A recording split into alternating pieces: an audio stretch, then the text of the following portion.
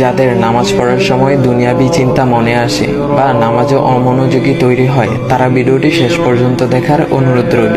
হযরত আলী রাদিয়াল্লাহু তাআলা আনহুর কাছে একজন ব্যক্তি এসেছে। তখন লোকটা বলল, হুজুর, আমার নামাজে মন বসে না। নামাজে দাঁড়ালে আমার দুনিয়াবি নানা চিন্তা আসে। হুজুর, আমার এই নামাজ কি আল্লাহ তাআলা কবুল করবেন? তখন হযরত আলী রাদিয়াল্লাহু তাআলা আনহা বলেছেন, না, তোমার নামাজ কবুল হবে না। তখন লোকটা মনে অনেক কষ্ট নিয়ে চলে যাচ্ছেন। এমন সময় রাসূল সাল্লাল্লাহু আলাইহি ওয়াসাল্লাম এসে হযরত আলী রাদিয়াল্লাহু তাআলা আনহুকে জিজ্ঞাসা করলেন, ইয়া আলী, আপনার কাছে লোকটা কেন এসেছিল? এসে দেখি মন খারাপ করে চলে গেল। কেন, কি হয়েছে আমাকে বলুন। তখন আলী রাদিয়াল্লাহু তাআলা আনহু বলেন, তিনি আমার কাছে জানতে এসেছেন যে নামাজে দুনিয়াবি চিন্তা আসলে নামাজ হবে কিনা। আমি বলেছি, না, তোমার নামাজ কবুল হবে না। রাসূল সাল্লাল্লাহু আলাইহি ওয়াসাল্লাম তখন বলেন, ইয়া আলী, আপনাকে আমি একটা চাদর উপহার দিতে চাই, তবে একটা শর্ত আছে। আলী রাদিয়াল্লাহু তাআলা আনহু খুশি হয়ে বলেন, ইয়া রাসূলুল্লাহ, কি শর্ত তা বলুন, আমি আপনার সকল শর্ত মেনে নিব।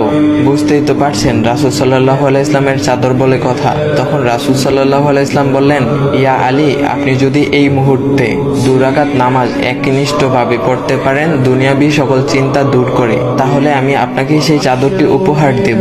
আলী রাদিয়াল্লাহু তাআলা আনহু বলেন, এটা তো সাধারণ ব্যাপার। আলী রাদিয়াল্লাহু তাআলা আনহু তখন নামাজে দাঁড়িয়ে গেলেন আর তিনি নামাজ পড়তে শুরু করলেন। এমন সময় তার মনের মধ্যে শুধু ভাবনা চিন্তা আসতে শুরু করলো, আচ্ছা, আমাকে যে রাসূল সাল্লাল্লাহু আলাইহি ওয়াসাল্লাম যে চাদরটা দিবেন সেটা কি ফাতিমার চাদর নাকি রাসূল সাল্লাল্লাহু আলাইহি ওয়াসাল্লামের? আচ্ছা, চাদরখানা দেখতে কেমন হবে?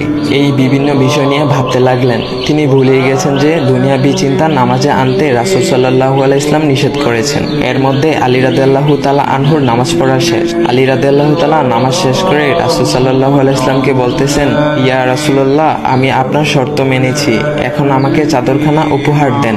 রাসূল সাল্লাল্লাহু আলাইহি ওয়াসাল্লাম বলেন, ইয়া আলী, আপনি কি একনিষ্ঠভাবে দুনিয়াবি চিন্তামুক্ত ছাড়া 2 রাকাত নামাজ পড়েছেন? তখন আলী রাদিয়াল্লাহু তাআলা আনহা মুচকি হেসে বললেন, না ইয়া রাসূলুল্লাহ, আমি আপনার চাদর নিয়ে অনেক কিছুই ভেবেছি।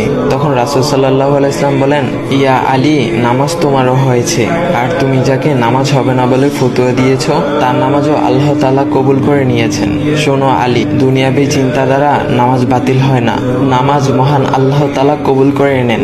সকল ফরজ নিয়ম কানুন মেনে নামাজ পড়লে নামাজ হবে ইনশাল্লাহ। তবে আমাদের সকলের উচিত নামাজ আদায় করার সময় একমাত্র আল্লাহকে স্মরণ করে নামাজ আদায় করা। নামাজে দাঁড়ালে দুনিয়াবি চিন্তা মাথায় আসে, এটা শয়তানের একটা ফাঁদ।